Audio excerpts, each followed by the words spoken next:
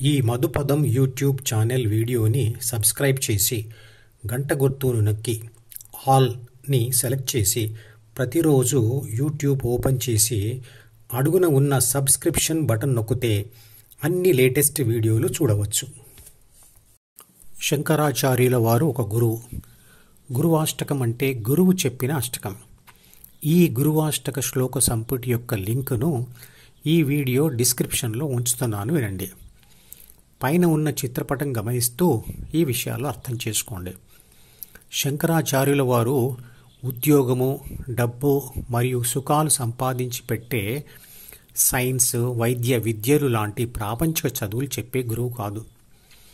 ఈ గురువు చెప్పేది ఏమిటంటే, ప్రపంచ సుఖాలు ఇచ్చే పదార్థాలు తాత్కాలికం మరియు వాటిని అనుభవించే శరీర అవయవాలు తేలికగా అలసి ముసలివి అయిపోయేవే కాబట్టి ఆ సుఖాల కోసం ఏర్పడే కోరికలు డీలో అంటే ద్వితీయ మనసులో ఉంటాయి కాబట్టి డీనే వదిలివేయాలని చెప్తారు.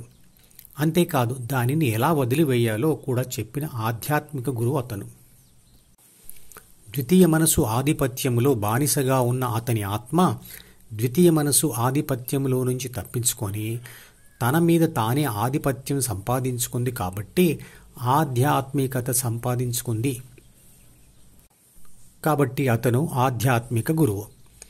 తెలుగు వ్యాకరణములో లఘువు అంటే తక్కువ సమయంలో పలికే అక్షరం, మరియు గురువు అంటే అదే అక్షరాన్ని సాగదీస్తూ ఎక్కువ టైం తీసుకునేది.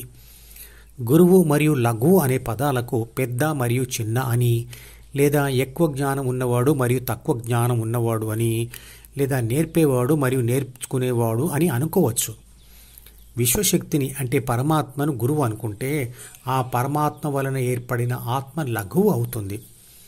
శంకరాచార్యుల వారి ఆత్మ ద్వితీయ మనసుతో పాటు అహంను మరియు ప్రాథమిక మనసును కూడా విడిచి పరిమాణంలో చిన్నగా ఉన్న లక్షణాలతో చూస్తే తానే విశ్వశక్తి అని గ్రహించి తానే పరమాత్మ అయిపోయింది. కాబట్టి ఇక్కడ శంకరాచార్యుల వారు అని అన్నా, విశ్వశక్తి అన్నా, పరమాత్మ అన్నా ఒకటిగానే తీసుకోవాలి. భగవద్గీత సూచించిన విధంగా ఏ వ్యక్తి అయినా అంటే A+B+C ధ్యానం చేస్తూ ద్వితీయ మనసులోని డి నుండి విముక్తి పొందినప్పుడు చెప్పేది ఒకే విషయం అయి ఉంటుంది. అదే ఆధ్యాత్మికత.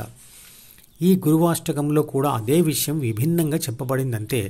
ఇవన్నీ విని చదివి ఆనందిస్తే సరిపోదు. ధ్యానం ఆచరణలో పెట్టకపోతే ఇవన్నీ తెలుసుకున్నా వ్యర్థమే. శ్లోకం 1లో గురువు మనల్ని అడుగుతున్నారు, అందమైన శరీరం, భార్య, కీర్తి, ధనము ఉన్న గురువు యొక్క పాద పద్మములందు మనసు లగ్నము కానిచో ఏం లాభం అని. నిజానికి ద్వితీయ మనసులోని డి గురువుగారి అంటే విశ్వశక్తి పద్మములపై ధ్యాస పెట్టడం ఉండదు. అది ఒక పుస్తకం మాత్రమే. ప్రాపంచిక ఆత్మయే అంటే ABC DEF దారిలో ఉంటూ విషాద అనుభవాలు పొందినప్పుడు DEF దారి వదిలి GH దారిలో ప్రయాణిస్తుంది. అంటే గురువుగారి పాద పద్మాల మీద ధ్యాస పెట్టి అక్కడే స్థిరపడిపోతుంది. అలా చేయలేకపోతే లాభం ఏమిటి అని అంటున్నాడు. గురువు యొక్క పాద పద్మములు అంటే ఏమిటి? కాళ్ళు. మనిషిలో అత్యంత విలువైనది ముఖం. ఒక చర్మం తప్ప మిగతా అన్ని జ్ఞానేంద్రియాలు తలలోనే ఉన్నాయి. అంతేకాదు మనిషి జ్ఞానం ఉండేది మెదడులో అంటే తలలో. మాట్లాడేటప్పుడు కూడా ముఖం మీదే ధ్యాస పెడుతూ మాట్లాడుతాం. కాళ్ళు మట్టిలో తిరిగేటువంటివి. కాళ్లకు అత్యంత అధమస్థానం ఉంటుంది. అందుకే ఇంటికి వచ్చిన తర్వాత కాళ్ళు శుభ్రం చేసుకుంటాం. కాళ్లకు వేసుకున్న చెప్పులు కూడా బయటే విడిచిపెడతాం. అటువంటి కాళ్లకు దండం పెట్టడం ఏంటి? పెడితే నమస్కారం అతని ముఖానికి పెట్టాలి కదా. అంటే ఇది నేర్పించేవాడి జ్ఞానంతో పోలిస్తే నేర్చుకునేవాడి జ్ఞానం ఎక్కడ ఉందో చెప్పే ఒక సింబాలిక్ రిప్రజెంటేషన్ అంటే ఒక పోలిక మాత్రమే. కాళ్లకు దండం పెట్టడం అంటే నేర్చుకునేవాడు నేర్పించేవాడి ముందు తన అజ్ఞానంను ఒప్పుకోవడానికి తెలియచేసే ఒక చిహ్నం మాత్రమే. ఇక్కడ గురు అంటే పరమాత్మ లేదా విశ్వశక్తి అనుకున్నప్పుడు మరి ఈ విశ్వశక్తికి కాళ్ళు, ముఖం ఉంటాయా? ఉండవు.